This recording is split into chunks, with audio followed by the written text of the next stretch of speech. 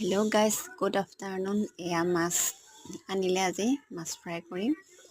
তাৰপাছত এয়া তিতা কেৰেলা, বিলাহী, তিয়ঁহ, গাজৰ, জলকীয়া, মানে তিতা কেৰেলাটো ফ্ৰাই কৰিম আৰু এয়া তিয়ঁহ আৰু বিলাহী দি চালাড বনাম। এয়া মোৰ বৰ্তমান তেল গৰম হ'লে আৰু ইয়াতে এতিয়া মাছখিনি ফ্ৰাই কৰি দিম তেলত। তো মানে আজি ভাত খোৱা বহুত দেৰিয়ে হৈ গ'ল, তো আজি নৰ্মেলি বনাইছোঁ। দাইল বনালোঁ আৰু ভাত ৰেডি হ'লেই মানে, আৰু এয়া তিতাকেৰেলা ফ্ৰাই কৰিম।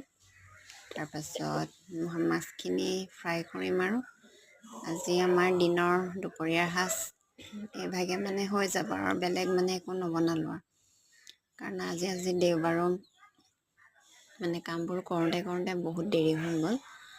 আৰু আপোনালোকে খালেনে বাৰু?